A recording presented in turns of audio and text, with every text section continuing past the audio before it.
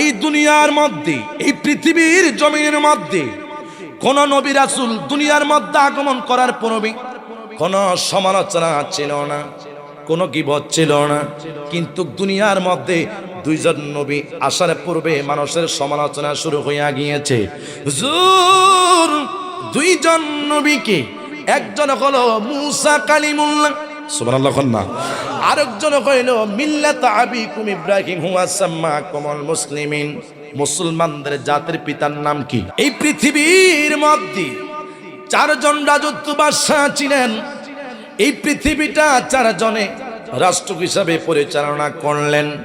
বলে হুজুর কি? দুইজন ছিলেন মুসলমান, দুইজন ছিলেন কাফের। মারহাবা বলেন না। দুইজন ছিল কি? কথা কয় না, আরো জোরে বলেন। দুইজন ছিলেন মুসলমান, দুইজন ছিলেন কাফের।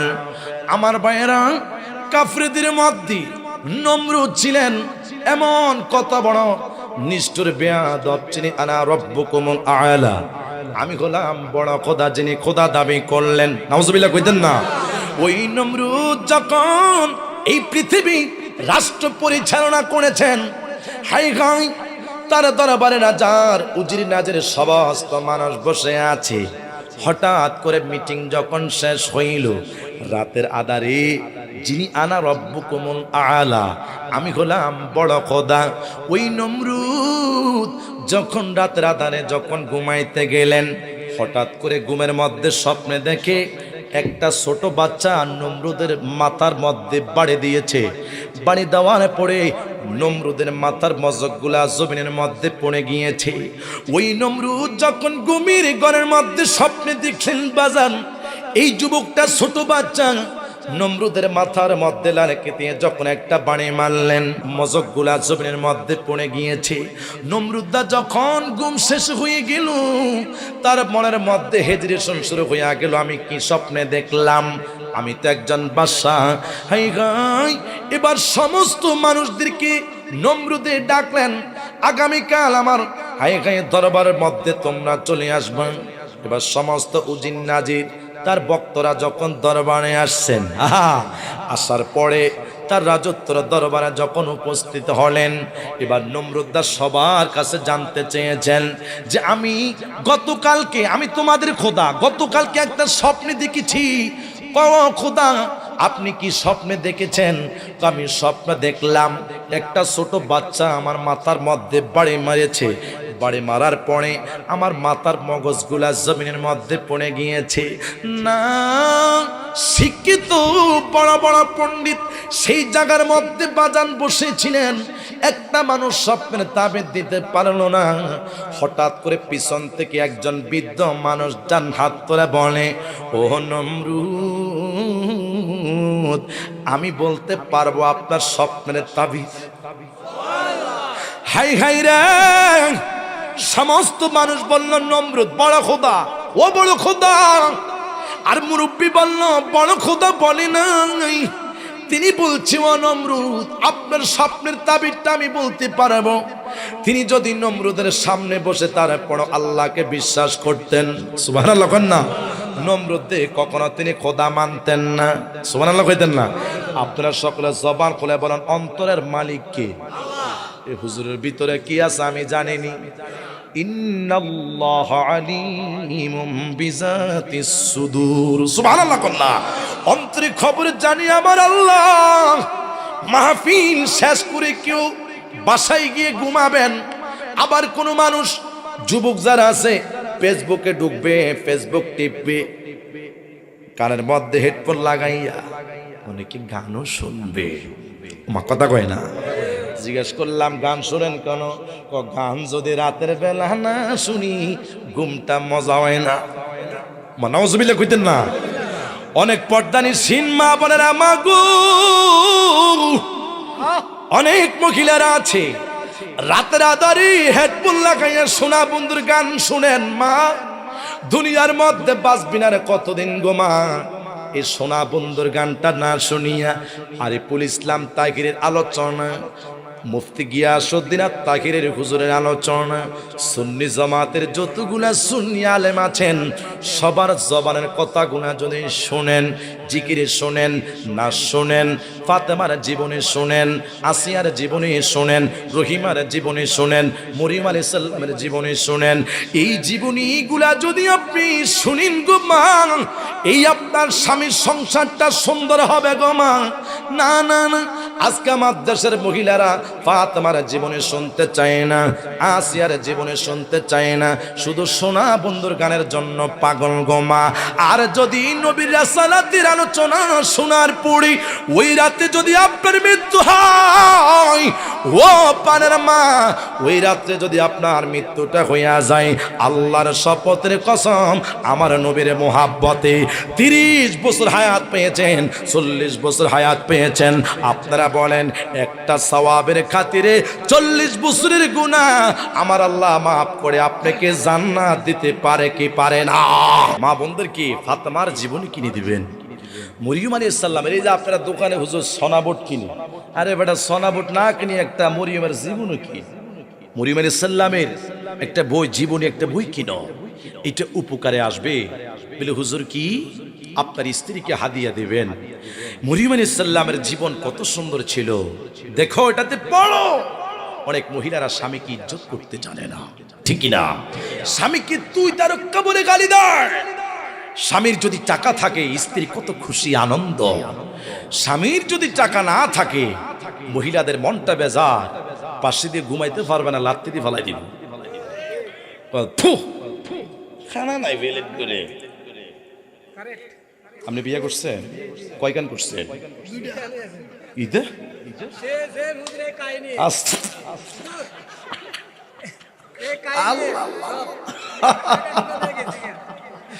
ওয়াজ দেখি মিলি গেছে বাবা, হুজুর ঠিক আছে না? হ্যাঁ, ও আচ্ছা মিলছে না ওয়াজ? আরে ও আরে আসামি এগিয়ে বরিজার কিনে যা হোক, এই ভাইয়ের মনে যে কত ব্যথা, এই যে আমি কথাগুলো বলতেছি, যদি উনি হাসে কিন্তু ওনার অন্তরের মধ্যে দুঃখ আছে, ঠিক কিনা বলেন না? দেখেন কত কোটিপতি, চেহারা চরত কত সুন্দর স্মার্ট, টাই লাগিয়ে ঘুরে, ঘরের মধ্যে শান্তি নেই, কথা কয় না। আজকে মনে রাখবেন 90% মানুষ স্ট্রোক করে শুধু পারিবারিক টেনশনের কারণে, কথা কয় না।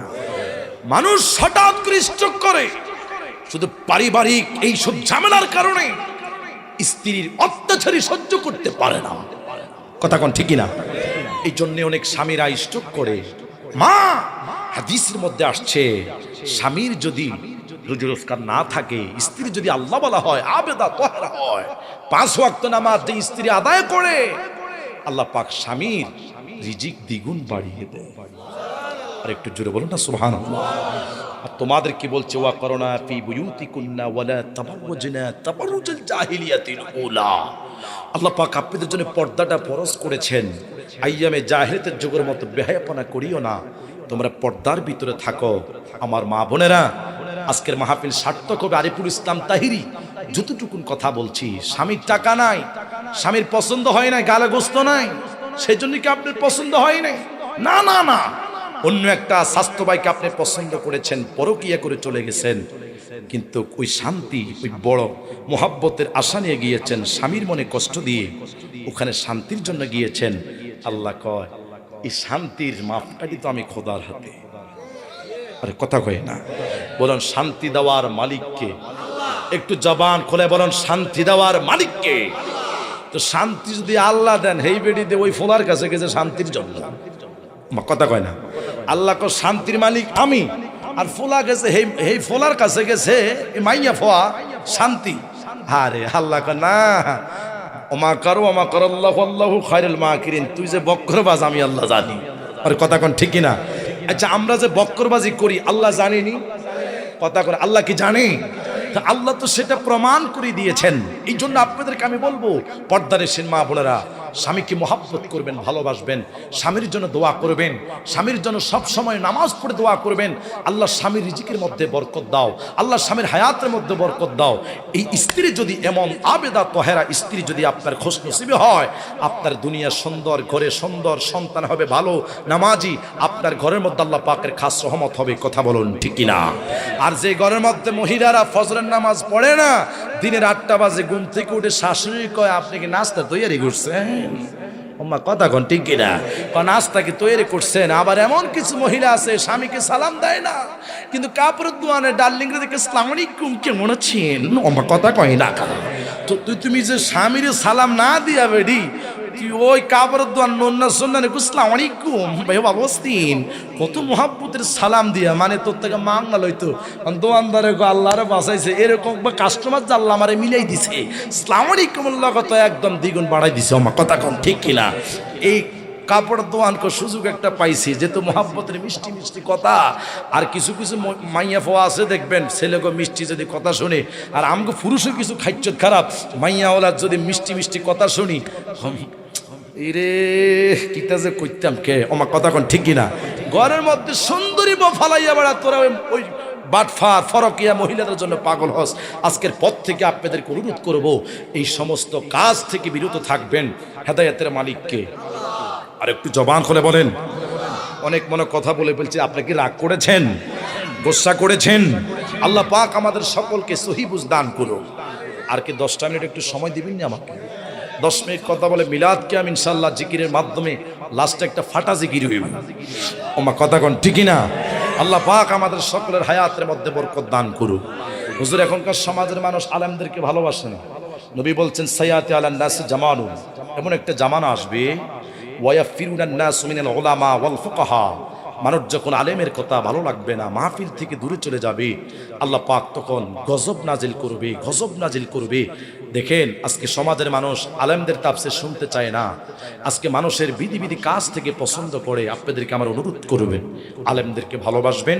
কোরআন আমার সুন্নি মুসলমান ইমানদার বাহিনী, ওই নমরুদ তার রাজার প্রসাদের মধ্যে যখন জিজ্ঞাসা করলেন এই স্বপ্নের তাবির কে বলতে পারবে, হঠাৎ করে একজন বৃদ্ধ লোক দাঁড়ায়া গিয়েছে। ও নমরুদ, আমি বলতে পারবো আপনার সেই স্বপ্নের তাবিরের কথা। নমরুদ বলছে তুমি দাঁড়াও। এই বৃদ্ধ লোক মুরব্বীটা যখন দাঁড়াইলেন, দাঁড়াইয়া বলতেছে আগামী 1 বছর পরে আপনার এই এলাকার মধ্যে এমন একজন সন্তান জন্মগ্রহণ করবে। ওই সন্তান জন্মগ্রহণ করার পর আপনার সমস্ত ধর্মকে বিচ্ছিন্ন করে দেবে, আপনার রাজত্বকে সব কিছু বিচ্ছিন্ন করে দেবে। নমরুদের চোখগুলা বড় বড় হয়ে গেল। কিরে, আমি এমন স্বপ্নে দেখলাম। এখন স্বপ্নের এই স্বপ্নের তাবিজ যখন বৃদ্ধ লোকটা মাকে দিল, আমার তো মাথা খারাপ হয়ে গিয়েছে। কিরে, কোন সন্তান জন্মগ্রহণ করবে এলাকার মধ্যে আমার সমস্ত ধর্মকে বিচ্ছিন্ন করে দেবে, খতম করে দেবে, এটা তো আমি মানতে পারবো না। এবার নমরুদি কি করলেন, তার সমস্ত দলবল কুনিয়া বড় বড় হায়গা রাজাদেরকে নিয়া বলতেছে শোনো, এই এলাকার মধ্যে প্রত্যেকটি পুরুষের ঘরের মধ্যে যাও। কি জন্য? প্রত্যেকটি পুরুষকে এই মুহূর্তে জেলখানার মধ্যে ঢুকাও। জিজ্ঞাসা করলো আর কি, কোন মহিলার ঘরের মধ্যে যদি বাচ্চা কনসেভ হয়, প্রত্যেকটি মহিলার পেটের বাচ্চাগুলা নষ্ট করে দাও। কেন? মহিলার ঘরের মধ্যে যদি ছেলে সন্তান হয়, হতে পারে ওই সন্তানটা আমার রাজ্যকে নষ্ট করে দিবে। এবার নমরুদ্দা কি করলো, প্রত্যেকটি ঘরের মধ্যে ডাক্তার পাঠিয়েছে। না, ডাক্তার পাঠার পরে প্রত্যেকটি মানুষ চেকআপ করা শুরু করলো। কোন মহিলার ঘরের মধ্যে যদি কন্যা সন্তান ভূমিষ্ঠ হয়, তাকে মারবা না, ছেলে সন্তান করে মেরে ফেলবা। এবার কি করলেন নমরুদ্দা? প্রত্যেকটি ঘরের মধ্যে যাইয়া, এলাকার মধ্যে যাইয়া পুরুষদেরকে হাজতের মধ্যে ঢুকাইলেন। কেন? পুরুষ আর মহিলা যদি মিলিত হয়, মিলামেশা হয়, হতে পারে তাদের গত সন্তান হতে পারে, ঠিক কিনা বলেন না? এখন নমরুদ্দা কি করেছি, প্রত্যেকটি পুরুষকে জেলখানার মধ্যে, হাজতখানার মধ্যে যখন ঢুকাইলেন, মহিলাদেরকে সাকাত করা শুরু করলেন।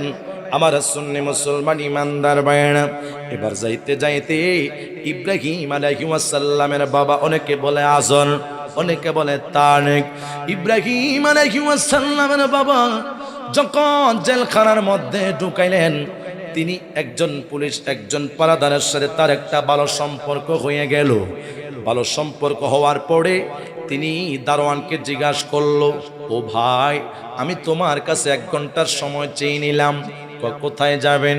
আমি বাড়ির মধ্যে যাব, আমার স্ত্রীটা অসুস্থ, কিন্তু নমরুদের দলভক্তের কাছে বলা যাবে না। এবার সুসম্পর্ক হওয়ার পরে তিনি কি করেছেন, বাড়ির যেদিন যাবেন জেলখানা থেকে ইব্রাহিম নবীর বাবা, সুবহানাল্লাহ না, দেখেন ইসলামটাকে সুন্দর করার জন্য আমার নবী কিভাবে এই দুনিয়াটাকে সুন্দর করে আল্লাহ নবীর মাধ্যমে সাজাইলেন। আমার সুন্নি মুসলমান ইমানদার ভাইরা, এবার ইব্রাহিম আলাইহিস সালামের পিতা তারেক জেলখানা থেকে যখন রওনা হবেন, ঘুমের ঘরে তিনি স্বপ্নে দেখলেন তার স্ত্রীর সাথে তিনি মোলাকাত হয়েছে, মিলন হয়েছে।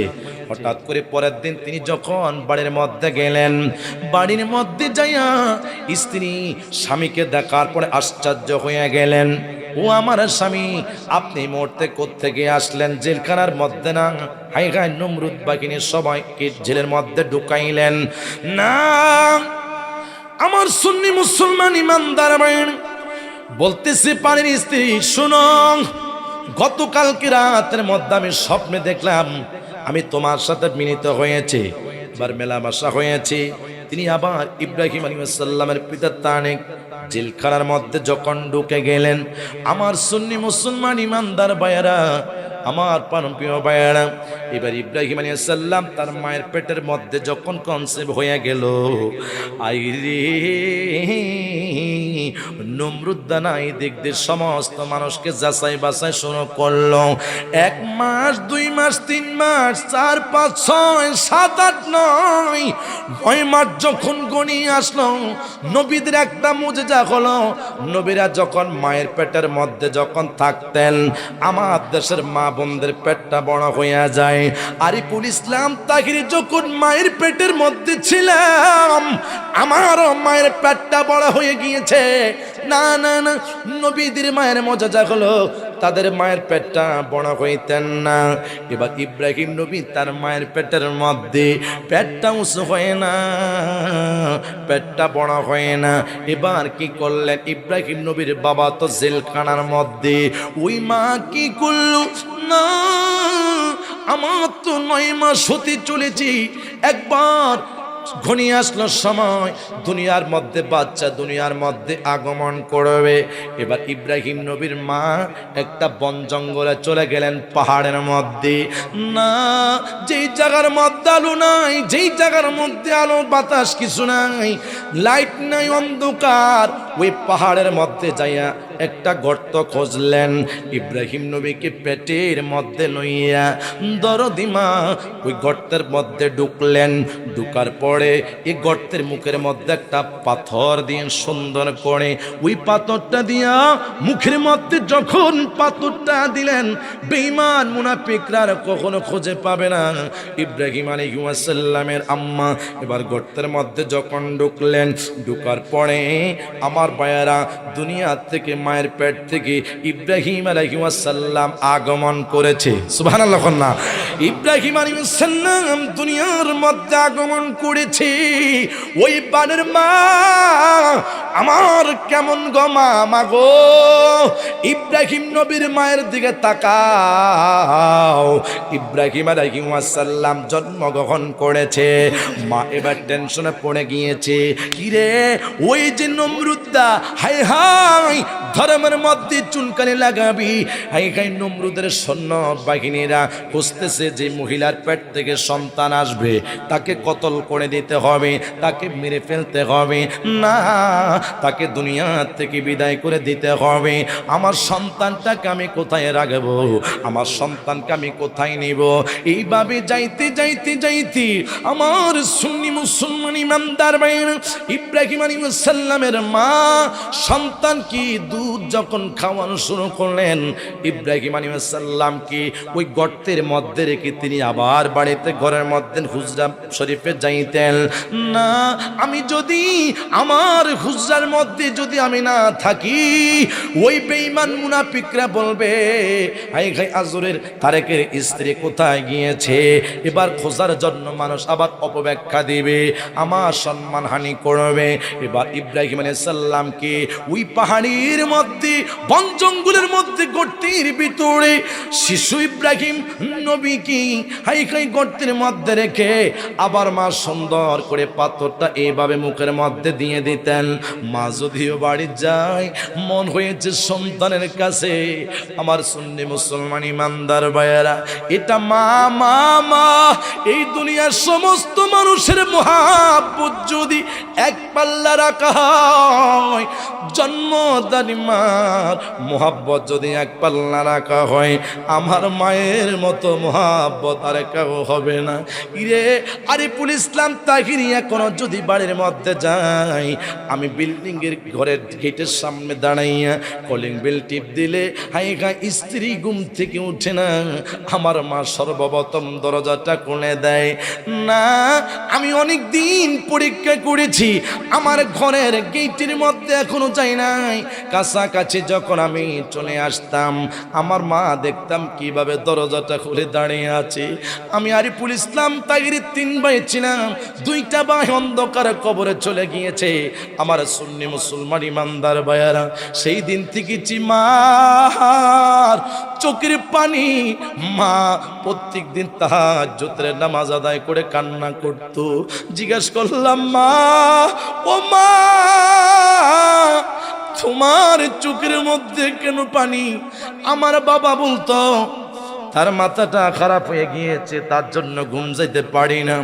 আমার মাকে দেখতাম রাত 3টা বাজে চোখের পানি চেনে চেনে সন্তানের জন্য কান্না করত। আমার বাবা অনেক সময় বলতো, কান্না বন্ধ করো, তোমার জন্য ঘরের মানুষ ঘুমাইতে পারে না। এর মা মা মা তারপরও কান্না কাটি বন্ধ করে না।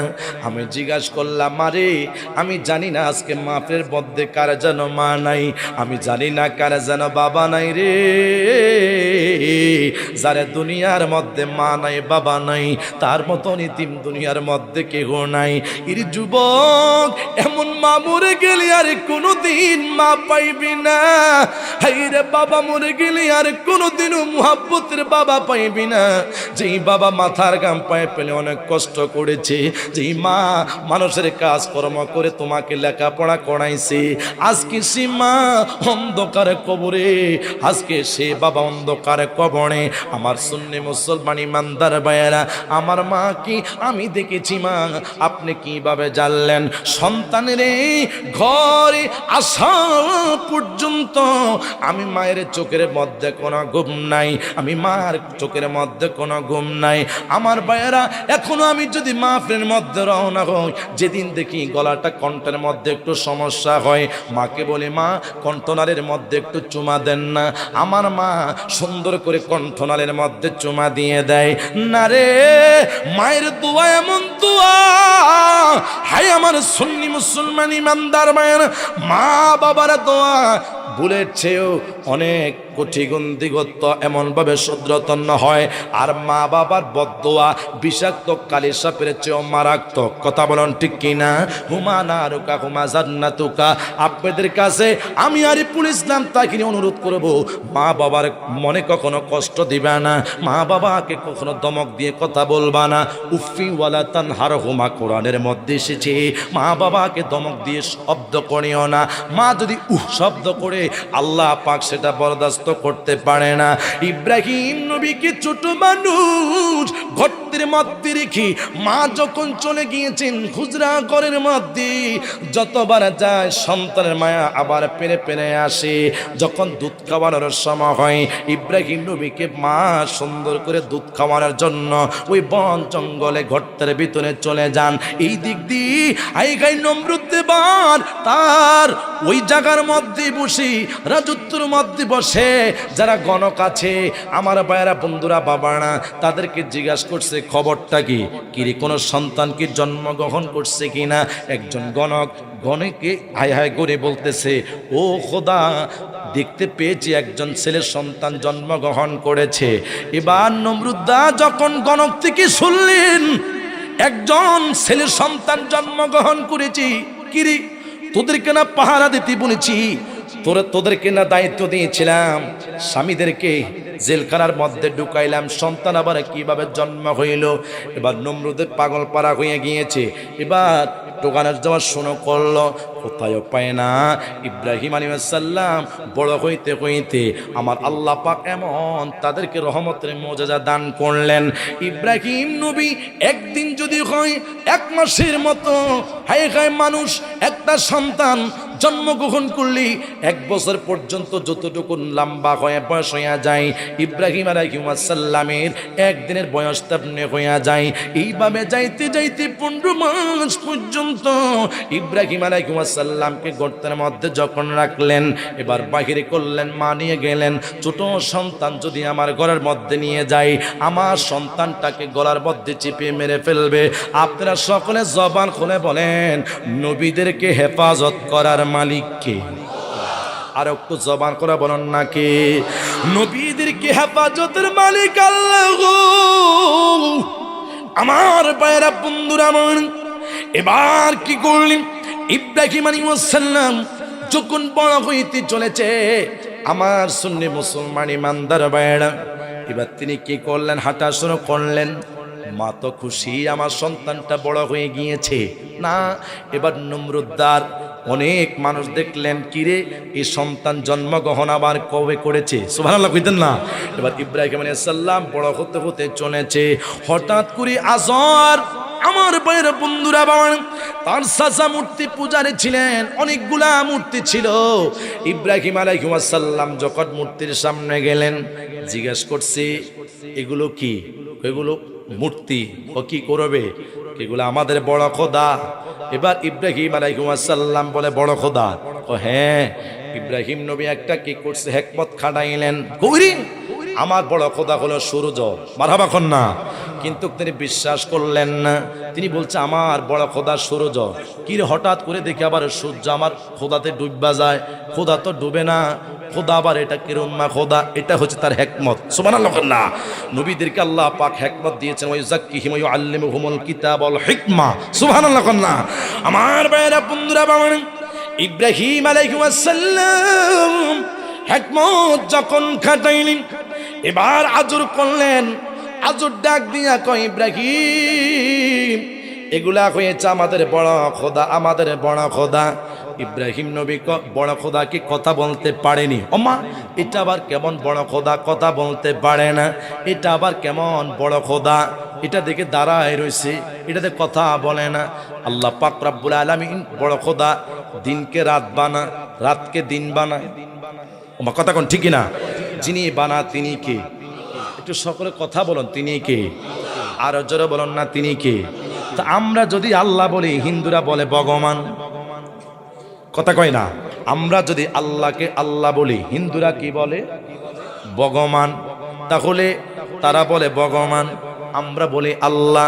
আমার সুন্নি মুসলমান ইমানদার ভাইরা, কিন্তু আল্লাহ এক। যার যার ধর্মের মধ্যে আমার ভাইরা ল্যাঙ্গুয়েজ পরিবর্তন করা হয়, কিন্তু আল্লাহ কোনো এক। আমার ভাইরা বন্ধুরা বাবারা, এবার আজর ডাক দিয়া বলে, আমরা আমাদের এটা বড় খোদা। এবার কি করলেন, নমরুদের সব দলভুক্ত লইয়া, তাদের একটা পূজা ছিল, মূর্তি পূজা ছিল। তারা ওই জায়গার মধ্যে একদিনের সফরে যখন গেলেন, ইব্রাহিম আলাইহিস সালাম কি করলো, তার ধর্ম নমরুদ কি কিভাবে হেরাস্তন করে তার ধর্মকে তুচ্ছ বিচ্ছিন্ন করে দিবে, তার এমন ধর্মকে সবকিছু বিচ্ছিন্ন করে দিব। ওই মূর্তিগুলা ভেঙ্গে, সমস্ত মূর্তিগুলা ভেঙ্গে দিবি। ইব্রাহিম আলাইহিস সালাম তিনি কি করলেন, যখন দেখলেন নমরুদ বাহিনী তাদের পূজা মণ্ডপে গিয়েছিল, ইব্রাহিম আলাইহিস সালাম এদিকে সুযোগ পাইয়া সমস্ত মূর্তিগুলা যখন ভাঙলেন, ভাঙ্গার পরে বিশাল একটা মূর্তি এইভাবে দাঁড়ানো আছে। ইব্রাহিম আলাইহিস সালাম ওই মূর্তির নাকটা যখন ভেঙ্গে দিলেন বাজান, ওই মূর্তির নাকটা ভাঙ্গারে পড়ে তার গর্দানের মধ্যে সুরং করিয়া, আমার দেশের বলে কুড়াল, আমার কথা কোন ঠিক না, আমার দেশে বলে এটা কুড়াল, গাছ কাটে ওই কুড়ালটা এমন ভাবে মূর্তির পিছনে যখন ঢুকাই দিলেন। ইরে ইব্রাহিম নবীর এমন একটা হিকমত ছিল, যদি তারা আমাকে প্রশ্ন করে এই মূর্তিগুলাকে ভাঙছে, আমি বলবো তোমাদের বড় খোদা ভাঙছে। কেন বড় খোদা যদি না ভাঙে, কুড়াল কেন সিনার উপরে আইছে? আমার কথা কোন ঠিক না, এটা হলো তার বড় হিকমত। ইব্রাহিম আলাইহিস সালাম আমার ভাইরা বন্ধুরা বামান, এবার ওই কুড়ালটা যখন এমন ভাবে ভিতরের মধ্যে ধাক্কা দিয়া এমন মূর্তির মধ্যে তাবন্ন করে দিয়েছিলেন, ইব্রাহিম আলাইহিস সালাম এবার চলে আসলেন। নমরুদ বাহিনী, আজরের বাহিনীর সমস্ত বাহিনী আসার পরে দেখলেন তাদের সমস্ত কিছু বিচ্ছিন্ন হয়ে গিয়েছে। হায় হায় মূর্তিগুলা ভাঙ্গা। এবার সমস্ত মানুষ ইব্রাহিম নবীকে জিজ্ঞাসা করেছে, হে ইব্রাহিম বলো, সত্য কথা বলো, এই মূর্তিগুলাকে ভেঙে ফেলেছে? না আমি তো ভাঙ্গি নাই, তোমার খোদাকে জিজ্ঞাসা করো। আমার কথা কয় না, তোমার খোদাকে জিজ্ঞাসা করো তোমাদের মূর্তি ভাঙছে কে? হাই হাই কেমন খোদার তোমরা প্রেমী, খোদা তো কথা বলতে পারে না। খোদাকে তোমরা জিজ্ঞাসা করো তোমাদের মূর্তিগুলা কে ভাঙছে। আমাদের খোদা তো কথা বলতে পারে না, কি খোদার তোমরা পূজা করো? এবার আমার সুন্নি মুসলমান ইমানদার ভাইয়েরা, হাই হাই নমরুদের দরবারে খবর গিয়েছে ইব্রাহিম আলাইহিস সালাম, ইব্রাহিম নবী এই মূর্তিগুলা ভেঙে ফেলেছে। এবার নমরুদা দাঁড়াইয়া বলতেছে, শোনো, এই মুহূর্তে ইব্রাহিমকে ধরে আনো। এ সন্তান কখন জন্মগ্রহণ করেছে? ওই যে আমাকে স্বপ্নের তাবির জানতে চাইলাম, ওই যে বলল এমন একজন সন্তান এলাকার মধ্যে জন্মগ্রহণ করবে, আপনার ধর্মকে বিচ্ছিন্ন করে দিবে, মুসলমানদের ঝান্ডা তুলবে। সুবহানাল্লাহ কন্যা, মুসলমানদের ঝান্ডা তুলবে। আমার ভাইয়েরা বন্ধুরা বাবা, এবার ইব্রাহিম আলাইহিস সালাম কি যখন নমরুদের দরবারে নেওয়া হলো, ইব্রাহিম আলাইহিস সালাম গেলেন। নমরুদা ডাক দিয়া কো, সত্য কথা বলবা, আমাদের মূর্তিগুলা ভাঙছে কি? আমি তো ভাঙ্গি নাই, খোদাকে জিজ্ঞাসা করেন। কয় না তুমি ভাঙছো। ইব্রাহিম আলাইহিস সালামকে নমরুদ দেবার শাস্ত্রের ঘোষণা ডিক্লার দিয়ে দিলেন, হ্যাঁ শোনো, আমার যতগুলা দলের লোক আছো তোমাদেরকে বলি, এই মুহূর্তে লার্কি জোগাড় করো। এবার নমরুদ বাহিনীর সবাই যখন লার্কি জোগাড় করলেন, কি জন্য? মিল্লাত আবিকুম ইব্রাহিম ওয়া সাম্মাকুমুল মুসলিমিন, ইব্রাহিম নবীকে জ্বালাইয়া দিবে। নাউজুবিল্লাহ কইতেন না? শাস্তি কেন?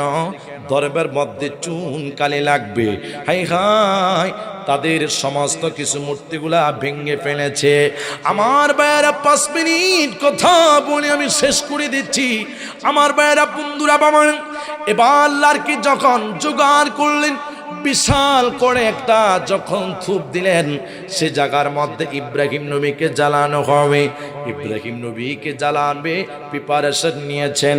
জ্বলন্ত আগুন যখন লার্কির মধ্যে দিয়েছে, না এমন ভাবি আমার দেশের মধ্যে গাড়ি ঘোড়া যখন অ্যাক্সিডেন্ট করে, ক্রান দিয়া যখন গাড়িটাকে উদ্ধার করে ফেলে, তখন নমরুদ একটা ক্রানের মতো এমন একটা সিস্টেম করলো, ইব্রাহিমকে এসে আগুনের মাঝখানে ফেলতে হবে। তার মধ্যে জিব্রাইল আসিয়া কয়, ইব্রাহিমের ও ইব্রাহিম শুনে নাও, আমি হলাম আল্লাহ পাকের শ্রেষ্ঠ ফেরেশতা, আমার নাম জিবরাইল। জিব্রাইল এই মুহূর্তে আমি তোমাকে কি উপকার করতে পারি, আমাকে কি উপকার করবা? নমরুদ্দা তোমাকে মরতে আগুনের মধ্যে জ্বালাবে, আমি জিব্রাইলকে তোমার জন্য একটু উপকার করতে পারি না। কি উপকার করবেন ও ইব্রাহিম? এই মুহূর্তে যদি আমি জিব্রাইলকে হুকুম দেন, আমার 600 নূরের পাকা আছে, একটা পাকা দিয়া যখন আমি বাতাস করব, এই জ্বলন্ত আগুনগুলা বন্ধ হইয়া যাবে। আর একটু জবান খুলে বলেন না মারহাবা। না ও ইব্রাহিম, ইব্রাহিম নবী কি আল্লাহর শ্রেষ্ঠ ফেরেশতা। জিব্রাইল ডাক দিয়া কয়, অনুমতি যদি দেন 600 নূরের ডানা, একটা ডানা দিয়ে আপনাকে উপকার করব। ইব্রাহিম নবী কয়, না, আপনার উপকার আমি চাই না, আপনার সাহায্য আমি চাই না। আমি ইব্রাহিম কি যে আল্লাহ দুনিয়ার মধ্যে পাঠাইছি, ওই রাব্বুল আলামিন আমি ইব্রাহিম নবীকে হেফাজত করব। আর একটু জোরে বলেন না সুবহানাল্লাহ। হেফাজত করার মালিক কে? একটু সবাই বলেন, শেষ মুহূর্তে বলে হেফাজত করার মালিক কে? পিছনের বাইরে জবান করে বলে হেফাজত করার মালিক কে? এবার আমার ভাইরা ফানির ফেরেশতা মিকাইল ফেরেশতা আসিয়া কয়, ও জিবরাইল আপনি কি বললেন? আমি ইব্রাহিম নবীকে বললাম আমার একটা নূরের পাখা দিয়া নমরুদের আগুনগুলা বাতাস দিয়ে বন্ধ করে দিব।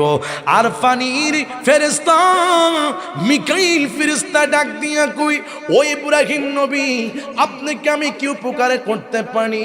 শুনেন শুনে, আপনি যদি আমাকে অনুমতি দেন, আমি এমন ভাবে পানি এনে আপনার জ্বলন্ত আগুন বন্ধ করে ফেলে আপনাকে উদ্ধার করব। জোরে বলুন না সুবহানাল্লাহ। আমার ভাইরা বন্ধুরা বাবারা, সেই দিন অগণিত ফেরেশতা জিব্রাইল আলাইহিস সালাম সহ মিকাইল ইসরাফিল অসংখ্য ফেরেশতারা সেই দিন ইব্রাহিম আলাইহিস সালামকে উদ্ধার করার জন্য আসছে। তাহলে দেখেন ইব্রাহিম আলাইহিস সালামের বংশ থেকে, ইসমাইল আলাইহিস সালাম থেকে আমার নূরের নবী, জিন্দা নবী, কামলিওয়ালা নবীর এইভাবে দুনিয়ার মধ্যে আগমন করলেন না। এমনি করে মুসলমানদের জাতির পিতা হয় নাই।